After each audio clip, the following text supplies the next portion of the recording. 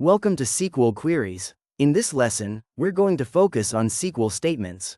We'll talk a little bit about advanced queries, and then we'll look at how the SQL tool can help us write advanced queries. Then we'll talk about how you can test the queries you create, and how you can actually do non-select queries, such as update. Retrieving data from the database can be fairly complex, because we may need multiple sources of data that we can manipulate in different ways. By now you should be familiar with aggregates. Although aggregates provide an easy visual way to fetch data from the database, sometimes you need more complex queries with which aggregates aren't able to cope. Besides using aggregates to query entities, it is also possible to write SQL statements that are fairly complex, for instance, containing sub-queries, using the SQL tool.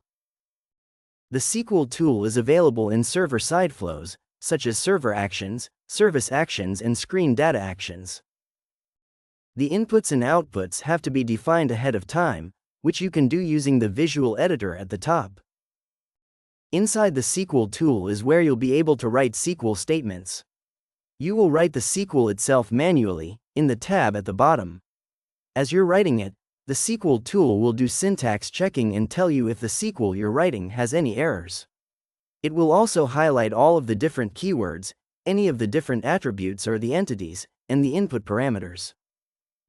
It is important to know that the SQL tool is like a black box. This means that it doesn't have direct access to the outside scope.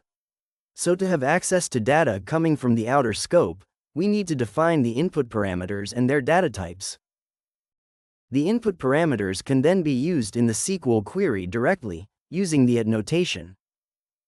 Since you are manually writing the SQL, you have to know which database you're targeting, because each database implements a slightly different SQL dialect.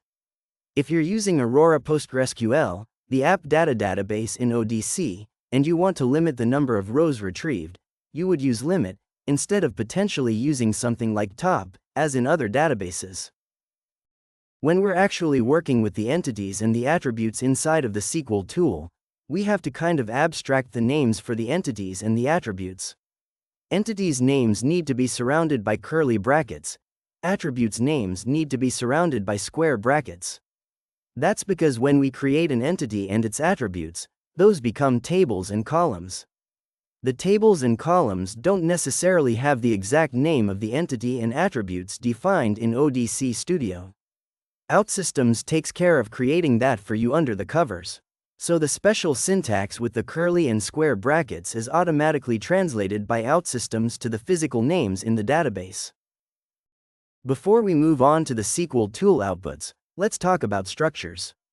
Structures are somewhat similar to entities, in the sense that they are compound data types. However, they are simply a data type definition, they don't hold any value. Another important feature is that a structure is not a variable, but a variable can have its data type set to a structure. Since a structure is a compound data type, it is composed of multiple attributes. Each attribute has a data type, such as integer, text, entity, or even another structure. As you now know, structures do not have a physical representation in the database, hence they do not persist data like an entity. Also, structures do not have built-in support for defining relationships with other structures or entities. They do not have built-in entity actions for CRUD operations. Let's go back to the SQL tool and its outputs. Besides defining the input parameters in the SQL query, it is also required to set the output entities and structures. It is mandatory to set at least one output structure or entity. These output entities and structures must map to the query output, that is, the select part. If we are doing a query with a set of columns in a select clause, then the output has to have the same number of columns, and the data types must also match. Then the output from the SQL tool is going to be just like in aggregates. The output will contain a list and a count. The list itself will have the usual attributes, and the current will have the output entities and structures defined in the SQL tool. Like in aggregates, the SQL tool also allows you to test queries. Inside of the Test Inputs tab, we can define the values for the input parameters, in case we have any. These values will be used to execute the query during the test. Clicking on the Test button will actually take us to the Test Output tab. In the Test Output tab, you'll be able to see the results of the query. Testing the SQL query is important to make sure that it works as expected. Last, but also quite important, is that we can use the SQL tool to do non-select statements. When we do selects, we're really just making a query from a set of tables. But the SQL tool allows us to do non-select statements, which includes things like inserting records, updating records, and deleting certain records. Each entity already provides some of these capabilities via the entity actions. However, for more complex use cases, using a delete statement to delete records in bulk may actually be easier and more performant. SQL statements that are deletes, inserts, and updates are written normally as well, with the special curly and square brackets syntax around entities and attributes.